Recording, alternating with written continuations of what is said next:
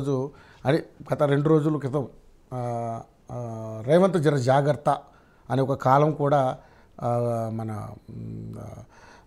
రాధాకృష్ణ గారు ప్రచురించడం జరిగింది. సో ప్రజల దగ్గర నుంచి వస్తున్నటువంటి వ్యతిరేకత అంతా ఎంత కాదో ఈరోజు హైడ్రా పేరుతో మీరు చేస్తున్నటువంటి కార్యక్రమాలు.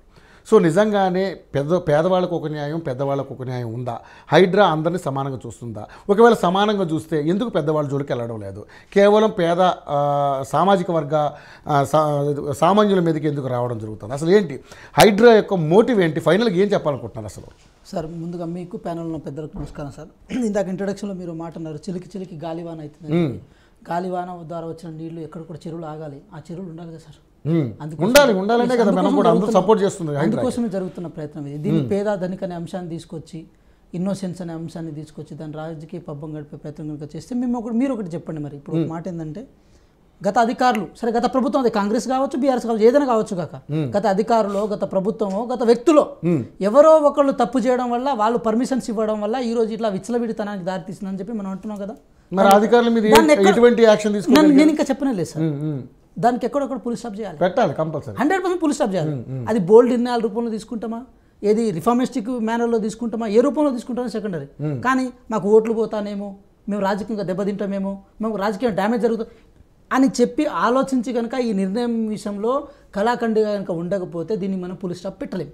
ఇన్ కేస్ ఎప్పుడో కనుక పులి స్టాప్ పెట్టుంటే, 1908లో ఏదైతే వరదలు వచ్చినాయో, ఆ వరదలు వచ్చినప్పుడే కనుక హైకోర్టు పక్కన బౌండరీ కట్టినట్టు, అఫ్జల్గంజ్ పక్కన బౌండరీ కట్టినప్పుడు ఇలా బౌండరీస్ కట్టేసి కనుక ఉంటే ఈ పాటికి ఇంత జరిగేది కాదేమో. సరే, మూసి వేరు, మళ్ళీ హైడ్రా వేరు. మూసి అనేది మూసి సుందరీకరణ వేరు, మూసి ప్రక్షాళన వేరు. బీఆర్ఎస్ పార్టీ చేసింది మూసి సుందరీకరణ. ఏది నాగోల్ మెట్రో పక్కన జాతీయ జెండా పెట్టడం, ఏది మొక్కలు తెచ్చిపెట్టడం, ఇది చేసింది సుందరీకరణ. సుందరీకరణ పేరుతో వాళ్ళు ఏమేమి చేసిన విషయాన్ని కూడా బయటపెట్టడానికి నాకు ఈ వేదిక సరిపోతుంది. మేమేమంటున్నామంటే 100% ఉన్నాయి. 100% చెప్తున్నాం సార్. వాళ్ళు ఏ జీవో నెంబర్ 7 ఎందుకు తీసుకొచ్చిర్రు, ఏది కార్పొరేషన్ ఎట్లా ఏర్పాటు చేసిర్రు, అప్పుడు కేటీఆర్ గారు మన అర్బన్ డెవలప్మెంట్ శాఖ మంత్రిగా ఉన్న కేటీఆర్ గారు ఏ విధానపరమైన నిర్ణయాలు తీసుకున్నారు, అప్పుడు దానకిషోర్ గారు వారి బ్యాచ్లోనే ఉండే వారు ఏమేమి సలహాలు ఇచ్చారని చెప్పి ప్రతిదీ డేటా ఉంది. సో మేమేమంటున్నాం అంటే సార్, ఒక మాట మీరు గమనించండి, హైడ్రా అనే ఇష్యూ వచ్చినప్పుడు దాన్ని మూసికి జోడిస్తారు, మూసి వచ్చినప్పుడు దాన్ని హైడ్రాని జోడిస్తారు. ఈ రెండింటిని కలిసి పిచికారి చేయడం వల్ల ఏమవుతుందంటే, ప్రజల యొక్క దృష్టి పక్కదారి పట్టిపోతుంది, ప్రభుత్వం యొక్క ఆకాంక్ష పక్కదారి పట్టిపోతుంది, ప్రభుత్వం ఏ ఉద్దేశంతో దీన్ని పనిచేస్తుందో అది పక్కదారి పట్టిపోతుంది. ఈరోజు మన గవర్నర్ గారు దాన్ని ఆమోద ముద్ర వేసారు. ఒక విధంగా చెప్పాలంటే, సరే బీజేపీలో కొంతమంది దాన్ని ద్వంద్వ వైఖరితో ప్రదర్శించినప్పటికీ కూడా ఈ చర్యలో వాళ్ళ యొక్క సపోర్ట్ ఉంది. మేము దాన్ని 100% ఆహ్వానిస్తున్నాం. ఎందుకంటే కొండ విశ్వేశ్వరరెడ్డి గారు, చేవెళ్ళ ఎంపీగా ఉన్న కొండ విశ్వేశ్వరరెడ్డి గారు, వాళ్ళు ట్విట్టర్లో ఒక పోల్ పెట్టి, ఆ పోల్ వేదికగా ఎలా చేస్తే బాగుంటుంది, ఎలా ఇది, ఎందుకంటే వాళ్ళకి జాగ్రఫీ మీద కానీ ఎన్విరాన్మెంట్ మీద కానీ అవగాహన ఉన్న వ్యక్తి వారు. సో వారు పోల్, నేను కూడా పాల్గొన్నా, మా సైడ్ నుంచి మేము కూడా సలహాలు ఇచ్చినాం. ఎన్నో డైవర్సిఫైడ్ అంశాలు దాంట్లో వచ్చినాయి, డిస్కషన్ వచ్చినాయి. అల్టిమేట్గా వారు పోల్ పెట్టినప్పుడు ఒకటే జరిగింది, 90% మంది హైడ్రాని సపోర్ట్ చేశారు, 10% మంది సపోర్ట్ చేయలేదు. రఘునందన్ రావు గారు కూడా చాలా క్లిస్టర్ లేక కొన్ని విషయాలు చెప్పారు. మేమేమంటున్నాం అంటే, బీజేపీ ఏదైతే రాష్ట్ర ప్రభుత్వం అయిన గుజరాత్లో సబర్మతి నది ప్రక్షాళన కోసం తీసుకుంది, ఈరోజు మహాత్మా గాంధీ గారి జయంతి.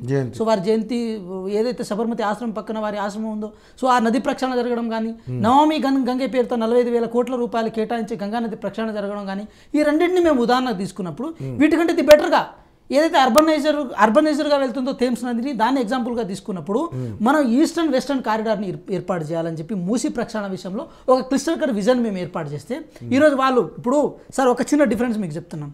మలనా సాగర్ విషయంలో మీరు ఏది కంపెన్సేషన్ ఇవ్వకుండానే మీరు వారిని ఇల్లు ఖాళీ చేసే ప్రయత్నం చేశారు.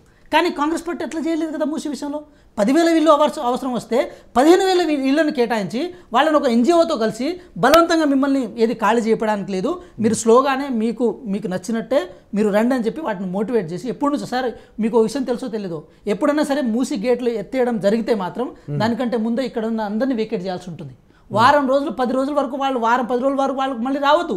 సో ఇంకో విషయం ఏంటంటే, మలేరియా, డెంగ్యూ లాంటి చాలా దరిద్రమైన రోగాలన్నీ కారణం ఆ ఏరియాలోనే ఉంది. ఎందుకంటే అలాంటి సిచ్యువేషన్ అక్కడ ఉండే. మేమేమంటున్నాం అంటే, మేము డిగ్నిఫైడ్ ఒక మేనర్లో వాళ్ళకు ఒక గందగి ప్లేస్ నుంచి ఒక డబుల్ బెడ్రూమ్ ఇళ్ళని మేము కేటాయించినప్పుడు దాన్ని రాజకీయం చేయాల్సిన అవసరం ఏముండే, ఇది ఒక పాయింట్. ఇక మళ్ళీ హైడ్రా విషయానికి వచ్చాం. డబుల్ బెడ్రూమ్ ఇల్లు ఎవరెవరికి ఇస్తున్నారు, ఎంతమందికి ఇస్తున్నారు సార్? 15,000. అసలు డబుల్ బెడ్రూమ్ ఇల్లు ఎవరి కోసం కట్టించారు, మీరు ఎవరెవరికి అలాట్ చేస్తున్నారు? సార్ ఒక విషయం ఏంటంటే మూసి పరివాహక ప్రాంతంలో 80% మంది డబుల్ బెడ్రూమ్ ఇళ్ళని అప్లై చేసుకున్నారు. ఇది ఆన్ ద రికార్డ్ జిహెచ్ఎంసీలో 80% మంది ఆన్ ద రికార్డ్ ఉన్నారు. సో వాళ్ళందరికీ అయితే ఇవ్వాల్సి ఉంటుంది కదా, ఫస్ట్ పాయింట్. ఇంకో విషయం ఏంటంటే కొంతమంది కమర్షియల్గా వాళ్ళకు కమర్షియల్గా ఇప్పుడు మనం ఆదాయం రూపేణ ఉంటాం కదా అక్కడ, సో వాళ్ళకు సెల్ఫ్ హెల్ప్ గ్రూప్స్ రూపంలోనో లేకపోతే ముద్రా లోన్స్ రూపంలో కేంద్ర ప్రభుత్వం యొక్క ఏది సలహాలు తీసుకొని పోతాం కదా. అంటే మీరు అన్నది పక్క ఇల్లు ఉన్న వాళ్ళు డబుల్ బెడ్రూమ్ ఇల్లు అప్లై చేసుకున్నారా, లేకపోతే మామూలుగా గుడిసెలు వేసుకున్నారు? సార్ ఇంకో విషయం అంటే మూసి రివర్ బెడ్ సార్, మళ్ళీ మూసి పక్కన ఆనుకోవడం కాదు, రివర్ బెడ్ ఒకటి ఉంటుంది. రివర్ బెడ్ అంటే మన పక్కన ఉండడం వేరు, రివర్ బెడ్ వేరు. రివర్ బెడ్ అంటే మొత్తానికి లోపలికి రావడం. ఇక మనకు అది ఎటుందా ముందుందా లోపం ఉందా చూడండి సార్. ఇప్పుడు అంటాం కదా, ఒక ట్రాఫిక్ లో మనం బండి పోనిస్తున్నప్పుడు ఒకళ్ళు ఒక లైన్ క్రాస్ చేస్తే మనం కూడా క్రాస్ చేస్తాం. ఆల్రెడీ ఒకళ్ళు క్రాస్ చేశారు కదా అని చెప్పి అందరూ ఒక వరుస క్రాస్ చేశారు అనుకోండి, లైన్ పోతుంది. సో అట్లా క్రాస్ చేసిన వాళ్ళు ఎవరైతే ఉన్నారో అక్కడ మీరు క్లియర్ కట్ గా చూడండి, అక్కడ మనం ఏదైతే ముద్ర వేస్తామో అది రివర్ బెడ్ మీద వేసే ముద్ర. సో రివర్ బెడ్ అంటే వరదలు వచ్చిన ప్రతిసారి వాళ్ళని ఖాళీ చేపియాల్సిందే, వాళ్ళకి ఈ రోజు కాకపోతే రేపైనా ప్రత్యామ్నాయం చూపించాల్సిందే. అది కూడా ఇప్పుడు ఓల్డ్ మనకి ఏదైతే వరల్డ్ బ్యాంక్ ఉందో అది చాలా క్లియర్ కట్గా చెప్పింది. ఏమని చెప్పిందంటే, మేము మీకు బ్యాంక్ లోన్ ఇవ్వాలంటే ముందు అక్కడ హ్యూమన్ రైట్స్ వయలేషన్ జరగద్దు, ప్రక్షాళన దిశగా మీరు పేద ప్రజల్ని నడి రోడ్ల మీద పెడతా అంటే మేము ఊరుకోము, వాళ్ళకి మీ ప్రత్యామ్నాయం చూపించిన తర్వాత ఖాళీ చెప్పాలి. మేము అదే చెప్తున్నాం కదా సార్. ఇప్పుడు 3 జిల్లాలకు సంబంధించిన కలెక్టర్లు కానీ లేకపోతే జిహెచ్ఎంసీ కమిషనర్ కానీ లేకపోతే అడిషనల్ కమిషనర్స్ కానీ లేకపోతే డిప్యూటీ కమిషనర్స్ కానీ అందరు దాంట్లో ఇన్వాల్వ్ అయి ఉన్నారు. మీరు ఇప్పుడు వాళ్ళందరూ ఉన్నారు వెంకట్ గారు, కాదంటలేదు. సున్నం చెరువు బాధితులకు మీరు ఏం న్యాయం చేశారు? మళ్ళీ హైడ్రా టాపిక్ వేరు సార్, అది ఏదైనా కానీ అందరికీ చేయాల్సిన న్యాయమే కదా అది. అంటే హైడ్రా బాధితులు వేరును మూసి రివర్ బెడ్ బాధితులు వేరు ఉంటారా సార్? విషయం ఏంటంటే మూసి ప్రక్షాళన వేరు, హైడ్రా వేరు. హైడ్రా తీసుకొచ్చిన విషయం ఏముంది, ఇప్పుడు డిజాస్టర్ మేనేజ్మెంట్ అసెట్ ప్రొటెక్షన్ ఉంది. అసెట్ అంటే ఎవరి ప్రొటెక్షన్? ఇది ప్రభుత్వ అసెటా? లేదు, నేచురల్ అసెట్స్. ఏదైతే ఇప్పుడు మీరైనా నేనైనా ఎవరైనా సరే ఈ హైదరాబాద్ లో బోర్లో నీళ్లు తాగాలి మనం, సరే ఫిల్టర్ చేసుకొని తాగుతున్నాం, కానీ ఆ నీళ్ళతో స్నానం చేయాలి కదా, ఆ నీళ్లు స్వచ్ఛమైనవి ఉండాలి కదా. ఆ నీళ్లు స్వచ్ఛమైనవి ఉండాలంటే ఏం చేయాలంటే నీళ్లు లోపల ఇంకాలి, చెరువు నుంచి లోపల ఇంకాలి. అంతా సిమెంట్ పెట్టుకుంటే అంతా చేస్తే ఆ నీళ్ళు ఏడాగుతాయి. సో ఇదంతా ఒక ఫ్యూచరిస్టిక్ ఆలోచనలతో ప్రభుత్వం తీసుకున్న ఒక నిర్ణయం సార్. ఇప్పుడు కూల్చివేతలు అంటే పేద ధనిక ఈయన గుల్చాలని చెప్పి ఎవరిని పర్సనల్గా తీసుకుంటలేం. పల్లం రాజు గారు కాంగ్రెస్ పార్టీకి సంబంధించిన వ్యక్తి. ఫస్ట్ వాళ్ళ ఇల్లుతోనే ముహూర్తం బాగుందని చెప్పి వాళ్ళ ఇల్లుతోనే స్టార్ట్ చేసినాం. సో స్టార్ట్ చేసినప్పుడు ఏమైంది సార్, ఇక్కడ మేము ఒక మాట చెప్పదలుచుకున్నాం సార్. ఈరోజు సైకలాజికల్గా మన మైండ్ సెట్ ఎట్లా మారింది సార్? ప్రైమ్ వ్యూ ఏం సార్, చెరువుల పక్కన ప్రైమ్ విల్లానా? చెరువులు కబ్జా చేసి నువ్వు దాంట్లో కడితే దాన్ని మళ్ళీ పైసలు ఎక్కువ పెట్టుకున్నాను. అది అంటే నువ్వు న్యాచురల్ రిసోర్సెస్ని దాన్ని ఆగం చేసిన తర్వాత 5,000 ఇన్కేస్ ఒక 50,000 గజం ఉందనుకోండి, దాన్ని 60,000 పెట్టుకునాలి. అట్లెట్లా అంటే నువ్వు చెరువులను కబ్జా చేసినందుకు ఒక 10,000 ఎక్స్ట్రా పెట్టాలా? చెరువులు కబ్జా చేసినటువంటి నాయకులు ఏం చేయగలిగారు మీరు? సార్ అదే చెప్తున్నా సార్, ఏ నాయకులైనా సరే సార్, అది ఈ పార్టీ ఆ పార్టీని సంబంధం లేదు. ఎందుకంటే మేము అదే చెప్తున్నాం కదా, ఇప్పుడు కనుక బెండ్ అయితే, ఇప్పుడు కనుక తలకాయ కింద పెట్టుకుంటే ఏ రోజుకి ఇది జరగదు, ఏ రోజుకి ఇది సాధ్యం కాదు. అలా కానప్పుడు మేము హైదరాబాద్ బతకనికి వచ్చిన వాళ్ళు, ఎక్కడో ఊళ్ళ నుంచి వచ్చిన వాళ్ళు, ఖమ్మం జిల్లా నుంచి వచ్చిన వాళ్ళు, ఎస్ బతకనికి వచ్చినప్పుడు మేము ఒక ఇల్లు కొనాలో ఏదో ఒకటి అనుకుంటాం కదా. ఇప్పుడు మీరు హైదరాబాద్లో కోల్పోయిన ఇల్లు కోల్పోయిన అందరూ కూడా బతకడానికి సార్ మేము ఒకటే చెప్తున్నాం సార్, ఒకటే చెప్తున్నాం. నోటరీల పేరుతోనో బిల్డర్స్ వాళ్ళు బిజినెస్ చేసుకోవడం కోసం పేదవాళ్ళని ముందు పెట్టి వెనకాల ఒక మాఫియా ప్రయత్నం కనుక చేస్తే ముందు చర్యలు తీసుకోవాల్సింది అలాంటి వాళ్ళ మీద కదా. పేద ప్రజలు ఏం చేశారు అక్కడ జరిగిన తప్పిదం మళ్ళీ ఇక్కడ జరగాలని మీరు కోరుకుంటున్నారని నేను అడుగుతున్నా. మరి వాళ్ళ మీద ఏదో చర్యలు ఉండాలి. 100% ఉంటాయి సార్. ఇప్పుడు దిండిగల్ ఉంది, దిండిగల్ ఒక ప్రాంతంలో ఉంది. ఇప్పుడు కొన్ని అమీన్పూర్ చెరువులు ఉన్నాయి. అధికారుల మీద చర్య తీసుకోకుండా ప్రజల ఇళ్ళ దగ్గరికి పోలే, పర్మిషన్ ఇచ్చిన వాళ్ళు ఫస్ట్ చర్య తీసుకున్నాము. నోటీసులు ఇంకో విషయం గమనించాలి, పంచాయత్ సెక్రటరీని సస్పెండ్ చేసిన తర్వాత అధికారుల మీద చర్యలు జరిపిన తర్వాత కూడా అవి వాళ్ళ ఇళ్ళ లెక్క ఓపెన్ చేసుకున్నారు వాళ్ళు. అదెలా సాధ్యమైంది సార్? మేమేమంటున్నాం, ఎంత చేసినా కూడా ఏదో ఒక రూపంలో అసెట్ని కాపాడుకునే ప్రయత్నం చేసినప్పుడు దాన్ని ఏం చేయాల్సి ఉంటుంది? ఇప్పుడు నోటీసులు ఇచ్చినంత మాత్రం అన్ని కూలగొడతలేరు. నోటీసులు ఏదైతే కంక్లూజన్, అది హైడ్రా నోటీస్ వచ్చిందంటే కంక్లూజన్. ఎన్నిసార్లు మీకు రెవెన్యూ డిపార్ట్మెంట్ నుంచి, హౌసింగ్ బోర్డు డిపార్ట్మెంట్ నుంచి, జిహెచ్ఎంసీ నుంచి, అక్కడ ఉన్న మున్సిపాలిటీ ఏదైతే మున్సిపాలిటీ ఉందో అటు నుంచి ఎన్ని నోటీసులు వచ్చినా కూడా మీరు ఏది మనకు నిమ్మకు నీరెత్తకుండా కనుక ఉండగలిగితే అంటే మీరు మొండితనంగా ఉన్నట్టే కదా. మేమేమంటున్నాం, అయితే ఎమ్మెల్యేని మేనేజ్ చేయడం, అయితే అధికారులు మేనేజ్ చేయడం, లేకపోతే లాస్ట్కు బలవంతంగా ఇది చేయడం, ఇలాంటి చర్యలు కనుక జరిగితే పేద ధనికనే చూసి మనం సార్ మేము ఒక మాట చెప్తున్నాం సార్, మీరు ఒకసారి ఉప్పల్ నుంచి మన బోడుపల్లికి వెళ్ళండి, అక్కడ ఒక చెరువు ఉంటుంది. ఎంక్రోచ్ అవ్వడం అవ్వకపోవడం సెకండరీ సార్. అక్కడ నీళ్ళు ఒకసారి కనీసం ఇట్లా చేయి పెడతారు దాంట్లో. పెట్టలేం. సో అదే చెరువు ఒకసారి గుర్రం కూడా పోదాం మనం. ఏది మనం తుర్కెం జలకి గుర్రం ఏది గుర్రం రోడ్డు పక్కనే మధ్యలో ఉంటుంది. ఉంటుంది. ఆ చెరువు ఇప్పుడు ప్రొటెక్షన్ సార్, చెరువు మధ్యలో కొట్టిరు సార్. మేము ఏమంటున్నాం, ఎక్కువ చేయడం ఒకటే కాదు సార్, ఆ నీళ్లు ఎట్లా ఉంటాయి. ఇప్పుడు హైదరాబాద్ లో మనకు పైసలు సరే మీరు ఇన్ని చెరువులు పరిరక్షించడానికి ఇన్ని కట్టడాలు కూల్చారు కదా, మరి ఆ చెరువులు ఏమన్నా పరిరక్షించారా? పూడికలు తీయించి దాన్ని ఏమన్నా సుందరీకరణ చేయగలిగారా? ఇంకోసారి రవి గారు పోయి చెరువు పక్కన FTL లో భూమి కొనరు. ఇంకోసారి రవి గారు పోయి చెరువు పక్కన ఇల్లు కొనరు. కాదు, మీరు ఆ చెరువుల్ని పూడికలు తీర్చడమే కదా కాన్సెప్ట్, ఆ చెరువులు కాపాడమే కదా మన కాన్సెప్ట్. మరి ఆ చెరువులకి ఏం చేశారు ఇంతవరకు?